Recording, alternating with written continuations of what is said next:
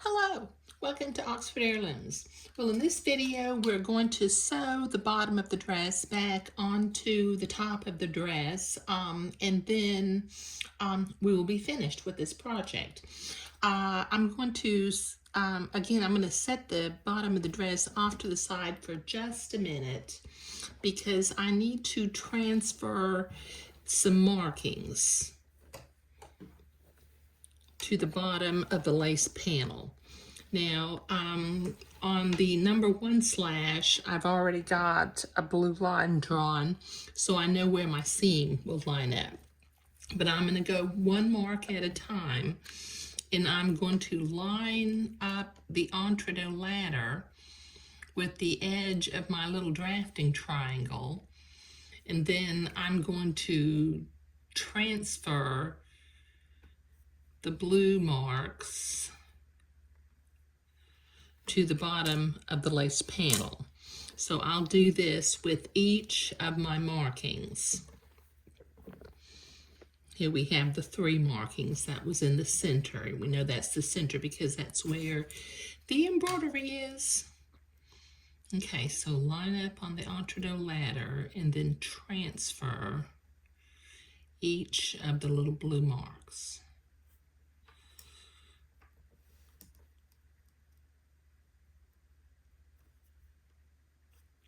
Okay, so I need to continue to do this all along the bottom of the dress, so I'll be right back.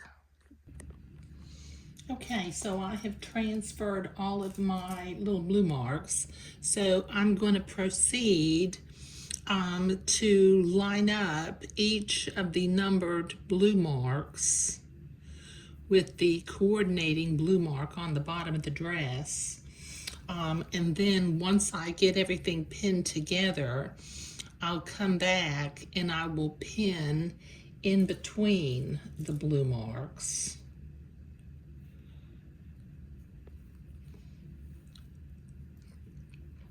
And ease it all into place so that I can sew it.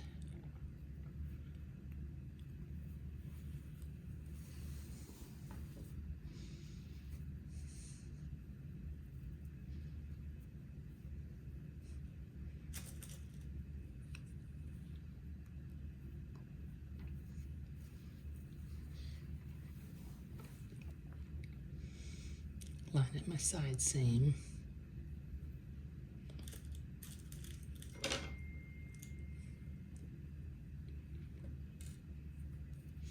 Okay, this will take me a minute to finish doing all of this pinning, so I'll be right back. Okay, I've got the whole bottom of the dress pinned back to the top of the dress. So with a straight stitch, I will sew my first pass of this entredeux seam. Oop, I think my needle just came unthreaded. But I'll do the first pass of this entredeux seam using a straight stitch. So I'll be right back. Okay, I've got the bottom of the dress sewn back on, but I need to go to the ironing board and press my seam toward the inside so that I can come back with the next pass of the entredeux seam and zigzag it. So I'll be right back.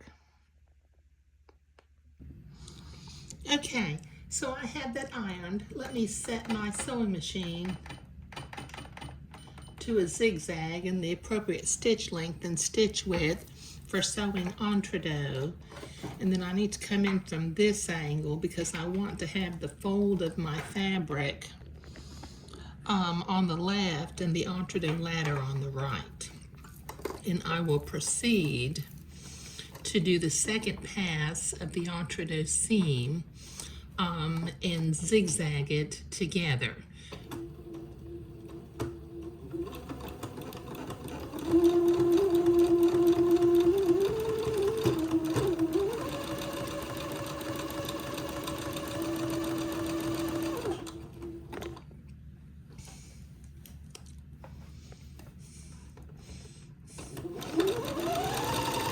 And then when I get finished, I will trim a little bit of this entredeux seam away using my specialty scissors again.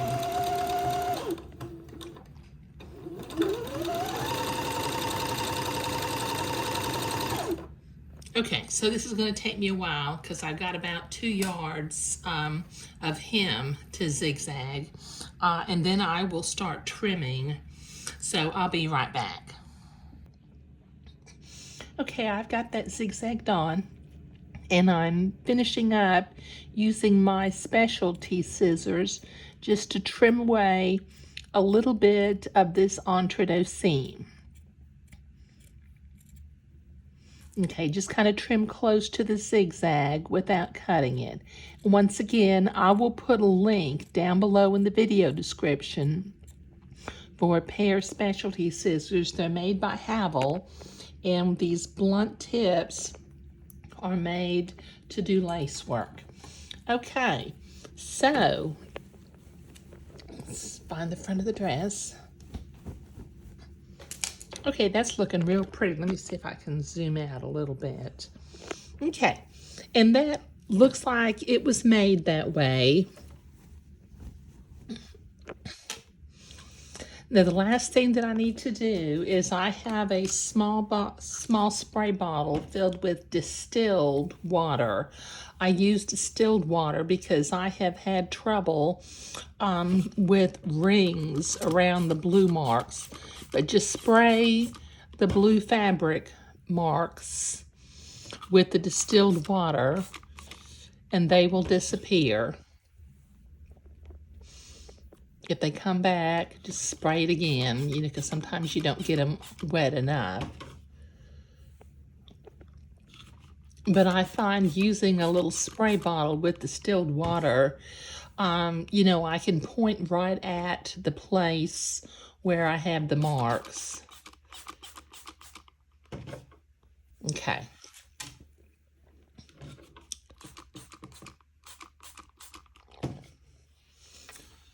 I think I've got one more over here, maybe even 2 more. Yeah, 1 more, and then that will finish it up. There. Okay. All right, that looks really sweet. And the dress looks like it was made this way originally. And like I said, this is a time-honored way of lengthening an heirloom dress. So this is the final video for project number 38, lengthen a dress. So we were actually lengthening 2 dresses. Thank you.